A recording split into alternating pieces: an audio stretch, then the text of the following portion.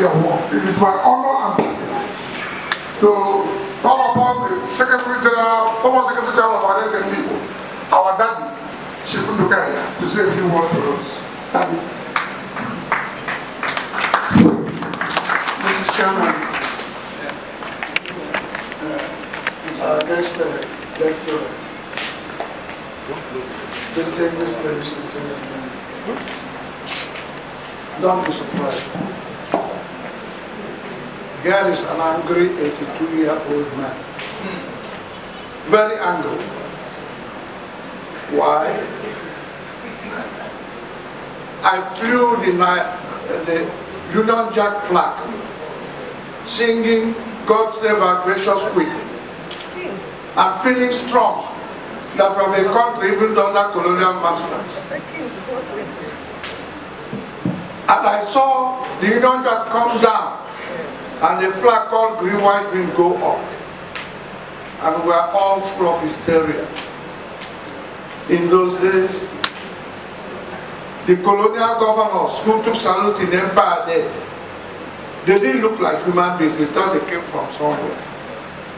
And there was order, there was discipline, there was a country, even under colonial masters. Then our forefathers, principally Nnamdi Azikiwe, Ahmadu Bello, and Chief Okolo, manning the three tripod ports of Nigeria. If you put a port, there are only three tripods. If you remove one, the port will fall. They did their best. Particularly Nnamdi Azikiwe. I know many Igbos are angry with him. Oh, if you had done that, we would not be in this position. But we must remind ourselves that Zik, like Nkrumah, was a pan-Nigerian. He was also a pan-Africanist. So was Nkrumah. They believed in the black race that they can come together and do wonders. All these things are dead dreams, and that's why some of us are angry. I'm asking you, do we have a country?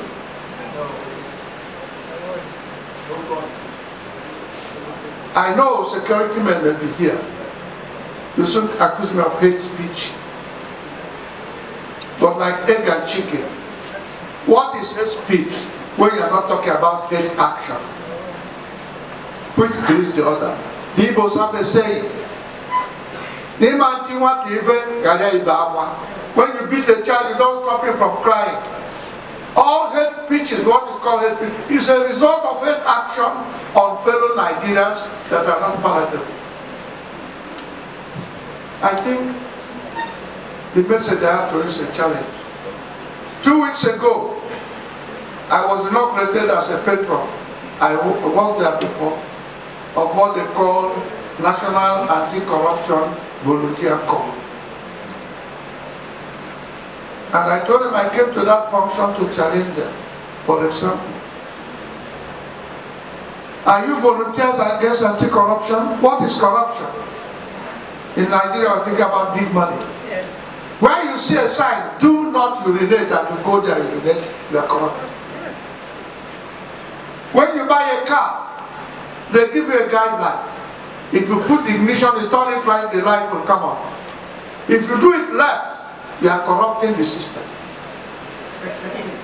Nigeria has been completely corrupted in all its systems, and I blame it places on the corridors of the military. They destroyed our country, and they're also angling to continue ruling us. I am 82. I don't fear anybody anymore. I paid my dues to the country. I did. For example, I was a resident electoral commissioner that brought Obasanjo to power. We started from local government up to presidential. We did manual, and it was one of the best elections. But we had an advantage that there were only 2 contestants. Today we have 90-something contestants. So the matter is complicated. But we are the architects of our own doom. Let us not blame the British. If you blame the British, who wanted to put us in a position for their own benefit, and we are encouraging them to continue, why should you then turn around Let me quote Shakespeare. The trouble is not with our stars, but with ourselves. The young people are talking to you. What happened here this morning is an example of cutting your own nose to spite your face. Why should anybody in a democratic setup stop people from attending a voluntary organization? Why? Ladies and gentlemen, Chief Awolowo in his own time said, hunger is a legitimate instrument of war. Today, our politicians are telling us that poverty is a legitimate instrument for dictatorship.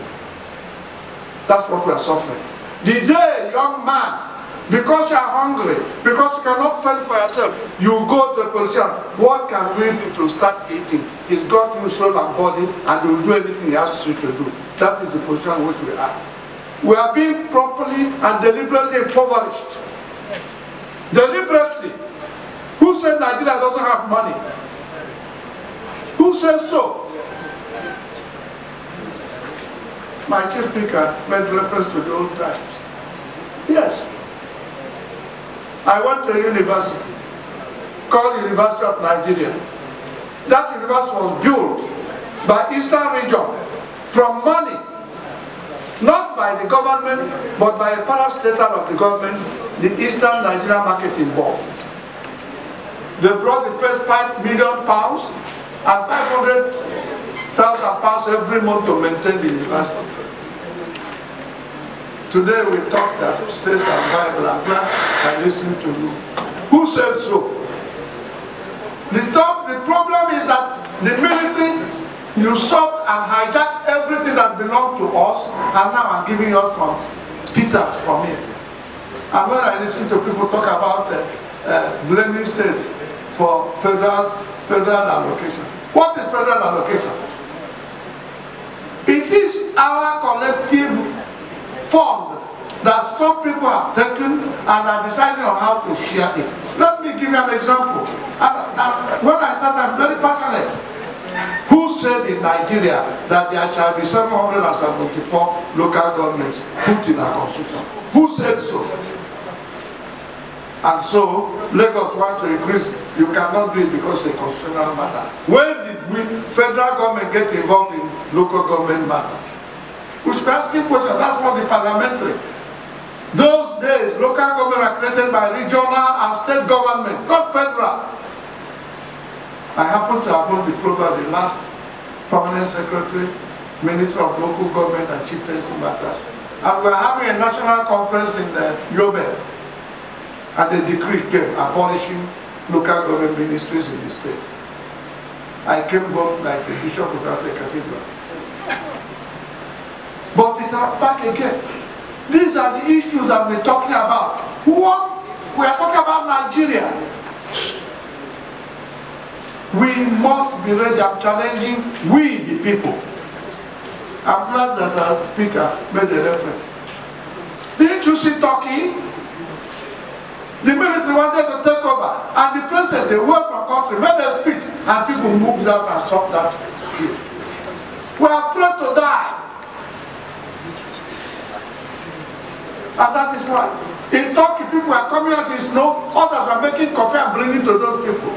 Lebanon only a few days ago. Why can't we learn? We, the people, are the owners of this country. And we give people authority and trust to them, and they become masters and treat us the way they like. And when you talk, they say you are causing riot. Showore said revolution. What is revolution? Change. I live in a generation when the British police, before they arrest you, they come and question you. They go, they check out what we told them. They will do it until they are now sure that they can charge you to court before they arrest you. Today you make a noise, they put you away. We are running a Gestapo city, and we should be able to say so. This country, I wrote, Mr. Chairman, I want you to know. In 2018, I wrote Saraki and Dogara. I also made them public. Confidential letter. titled Enough of Vicious Cycle of Restructuring.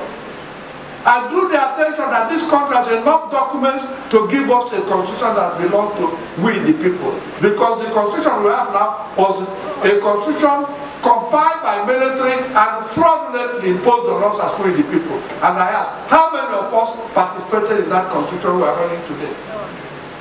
It was by military generals from the northern states, one after the other, who ruled 33 out of the 30 years of military rule. And Nigerians are greatly about it. If this constitution is our constitution, then we, the people, we know our constitution. I refer to them. That even about that time, we had Vision 2020. That was 1918. And I said, in 2018, we have not even started the journey. 2 years to 2020. Then 2005, Obasanjo came with a beautiful document, which managed to get to the Senate. But as usual, the Senate, instead of sifting the chaff from the seed, threw the baby at the back of the well. And came in 2014. A wonderful organization. My friends call it the Wanted Sovereign National Conference, for which Nadeko were sent on exile. But we had a national conference, which coincided with 100 years of British forced amalgamation of our country. And the president said, come, let us talk about how we are going to live. In 100 years, we've seen crisis upon crisis, including a civil war. How do we go together? We're diverse people, and we lived in peace before. So 429 people selected across the nation, ethnic nationalities, professionals, politicians, professionals, everybody, women, 429. And they sat, spent our money, almost billions. People criticize them, but I thought that if you are going for such a conference, you need to be paid properly, so you can hire a hotel and live. But what do our people do? Some of the delegates squatted with their one-room person in Abuja and put the money in their pocket. This conference came out with 623 unanimous resolutions. 623, which cut across political, social, economic problems we have had in the past 100 years, and suggested that we are going to about that. What do we do? Mr. President came and said it's good for the West Part of our state. And we are keeping quiet. We, the people, are challenged today that this country ours belongs to us and we must rescue it. I don't mind as I do that, then they pick me up. Because that's their job. And I'm telling them, these people, what you do today, you will be victims of it tomorrow. Because it's evident. I'm asking our people, do not be afraid. We are the owners of this country. Our politicians have treated us in a very shabby manner. You listen to a young girl of 16 talking to world leaders. How dare you? Talking about climate change. How dare you? I'm supposed to be in school. I'm not supposed to be here. But how dare you? I'm telling our politicians. How dare you treat our country, great country created by God, with all the blessings that no other country in the world has had? How dare you treat us this way? We talk about cabals. I wrote, they didn't even acknowledge before they shifted to PDP. This year, 2018, I've written Mr. President, from a citizen to Mr. President. I know they won't allow to see the letter, but I've written. This year again, just a few weeks ago, I've written the Chief Justice of Nigeria on my letterhead by my name, challenging them to some of the things. Gentlemen and ladies, we should now start shouting. No more silence, because we cannot die in silence. There's a narrative going on how some people have decided to run this country their own way, whether we like it or not. It's for us to say, okay, good, do so, or do not do so. The ball is on our court. And if we want, we should stop complaining. We should do something about it. And what do we do? Resist oppression, because for me, oppression stops the day that the oppressed says no. Thank you very much.